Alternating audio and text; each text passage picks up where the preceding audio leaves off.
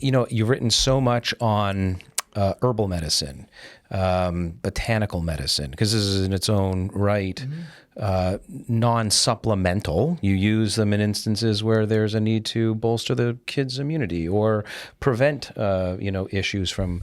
At what point would you bring that into the roster of maybe even what to have on, and what are some of the go-tos that moms and parents should know about? Yeah, you want to have a kind of an herbal medicine chest and have some things in there on hand. For example, if you can catch a cold early enough, echinacea is very helpful, as are other immune-enhancing supplements.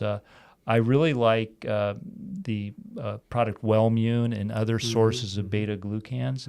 These have been shown to be helpful on a prophylactic basis. They enhance immune function. Wellmune has the most data behind it. It's basically a yeast extract, and these compounds, beta-glucans, work on white blood cells in a very interesting way. They act like keys, and they bind to receptor sites on white blood cells and literally turn them on. Yep. They don't activate them to be over-aggressive. They just turn them on so they can be surveying the situation and ready in case they're needed. And that has been shown to be very helpful in not only reducing the duration and severity of a cold, but also preventing the cold from starting in the first place. How old can we start? I think you can start that even before they're eating solid food. You can start that at 6 months. Yeah. I mean, if you look at colostrum, a lot of those immune factors are in there too. Right. Yeah. Mother's milk. But, and here we come back full circle, a lot of humans come into this world C-sectioned and not exposed to breast milk. So herein lies the problem, right? We have immunomodulation issues or imbalanced. And by the way, that's, so as far as I understand it, that's how beta-glucans are working. Balanced immune system. Correct. And we have a lot of unbalanced immune systems for those two reasons, toxic overexposure, which may be a good segue into the gut, because, a lot of these kids that are born C-sectioned don't have mom's, microbiome exposure. How important is that, and if they have been born C-section, what can they do to maybe offset? Can we go back to Hippocrates? Yeah, that's where it is. Yeah. Well, yes, it's very important for all children to have a healthy microbiome. If the microbiome has not been established, normally it gets established as the child passes through the vaginal tract.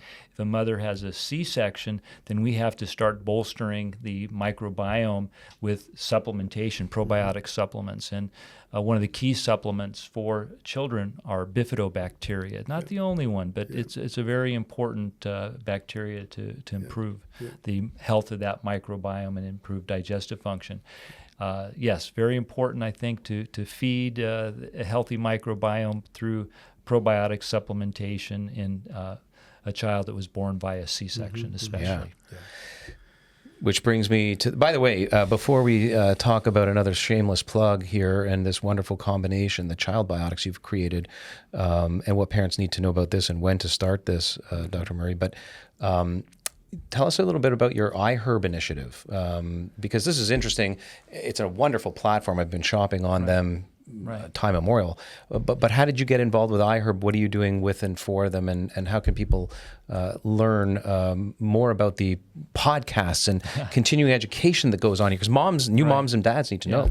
Well, I'm Chief Science Advisor for iHerb, and iHerb is a large a platform. It's a platform not only for product, but also for information. We have a wellness hub where you provide articles, Murray provides articles, and I provide articles, and people can learn about not only the supplements, but just some general information on health. I wanted to associate myself officially with iHerb 4 years ago. It's just a great platform to influence and create a vehicle to make a difference in people's lives. iHerb is the largest online health food store in the world. We have over 30 million customers. It's just a tremendous vehicle to educate and inspire people to utilize these gifts from nature, and that's what many of these modern products are really truly gifts from nature. And you mentioned colostrum is getting a lot of attention these days. One of the chief compounds in colostrum is lactoferrin. It was given that name because it's able to assist with iron metabolism, and we've talked about how important iron metabolism is. But lactoferrin also has very important immune enhancing and immune regulating effects. So very important. It's in mother's milk, but you can find it in colostrum as well. Yep. Absolutely. And that's why you developed them. What was the backstory about this particular combination of these probiotics with colostrum? Yeah, I mean, probiotics was one of the original Child Life products. So, 2000, it was one of the first 5 I developed.